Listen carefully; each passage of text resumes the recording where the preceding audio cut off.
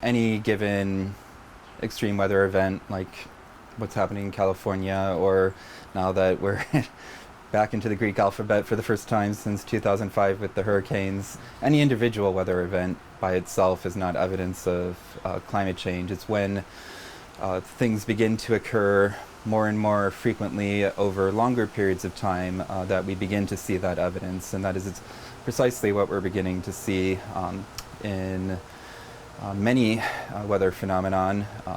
Fires, it's a complex problem. It's not simply the changing climate. It's also related to forest management practices and the number of people that have moved into fire-prone regions in the past century.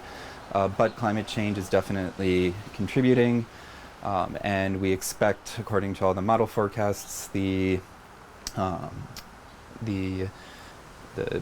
extreme heat and drought in the southwest United States to get even worse in the coming century.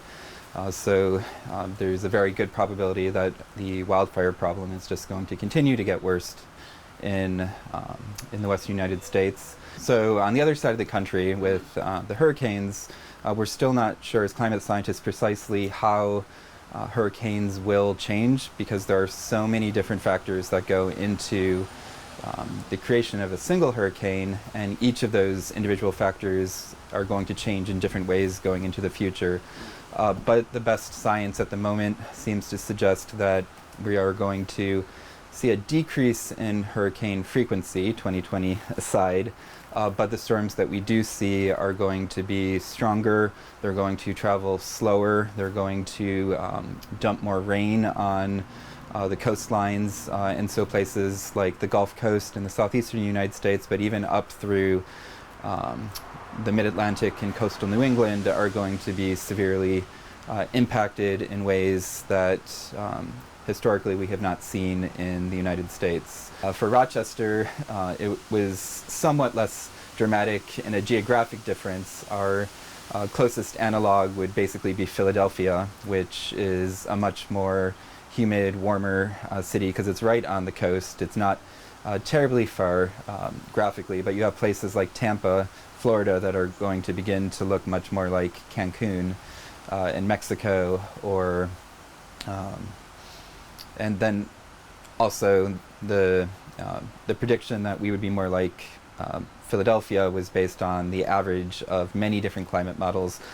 Some individual predictions had Rochester basically getting the climate of Arkansas. So overall, on average, a warmer, roughly 4-degree warmer climate, but also a wetter climate.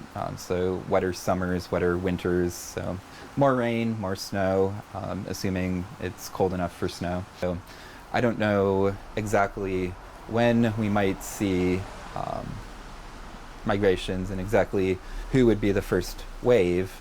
I mean, we've already seen mass climate-related migrations in this country over the last century after we invented air conditioners, ironically in Buffalo, that enabled everyone to move in large numbers to the south. And when we, as a federal and state government, started spending lots of money to send water over tremendous different distances out west, that enabled people to move into deserts like Arizona and California, and that was because that was deemed a favorable climate when coupled with technology that made what was traditionally not a favorable climate more bearable. And now, as that climate is becoming even harsher, if the technology can't keep up with that, then we'll probably see a migration out of the Sun Belt back into places that are climatically more favorable, where people first moved into the United States, because we have the largest source of fresh water in the world at our footsteps. We have mild summers, mild-ish winters. We have enough water from precipitation to grow crops without irrigation. This is a very ideal place to live, and we'll have longer growing seasons. Some of the crops that we're used to growing might not be might not fare as well. We might have to transition into different agricultural practices, but we are forecast to at least improve in that regard. That's not to say that we shouldn't attempt to still do our hardest to mitigate climate change, because we're just going to be relatively a more favorable part of the United States to live in. We're still going to be susceptible to heat waves, to extreme precipitation events, both in the summer, but especially in the winter. You probably have noticed that in these past few winters we've been in this seesaw pattern going between record warm and then record cold. The climate community is beginning to suspect that that pattern is going to increase going into the future due to the breakdown of the temperature gradient between the tropics and the poles, since the Arctic is warming much faster than the rest of the planet due to the melting ice. As it was when people first moved to the Sun Belt, it was a gradual transition. I don't think there's going to be anything, I mean, there'll probably be an inflection point at some point, but I don't think that there'll be any single breaking point. There's so many factors that depend on why someone would want to move. I think that maybe if there is some kind of extreme weather event, like another Katrina decimates New Orleans, we saw a lot of people leave New Orleans following Hurricane Katrina who never came back. So following individual extreme events like that, quite possibly people will leave, but I think it will in general, just because climate change itself is such a gradual process that it's really hard for us as people who live in the moment to detect these long-term shifts. Even those of us who've lived in Western New York most of our lives, it's hard to notice the changes that have happened. Absolutely. I mean, in 1950, between 1950 and 2020, we've lost 40% of our population. The joke is it takes no more than 20 minutes to get anywhere in Rochester, because we have the interstate highway system for a city almost twice our size. We're taking down highways because we don't need them anymore. So we certainly have the infrastructure, the housing, the roads, the cultural institutions to host a city that is twice our size, because we used to be twice our size.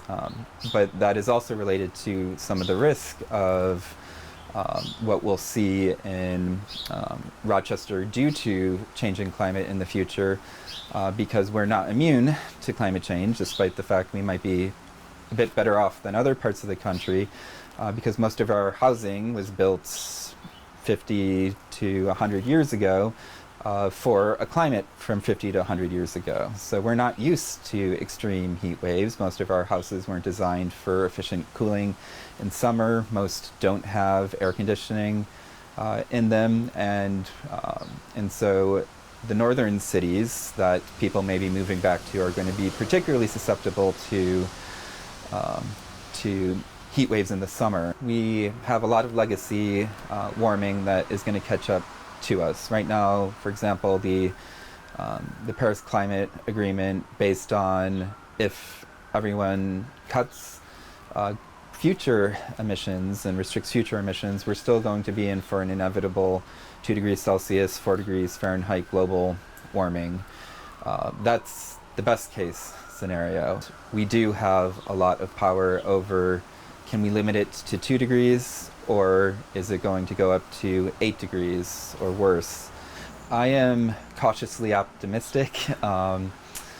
I certainly hope that we rejoin the Paris Agreement as soon as possible, and that we work together as a global community to address, I mean, obviously COVID right now has a lot of attention because of its short-term impact, but aside from COVID, future climate change is going to be the greatest threat that our species sees in the coming century, and it's only going to get worse as the century goes on. So I'm optimistic that in the end humanity will do the right thing,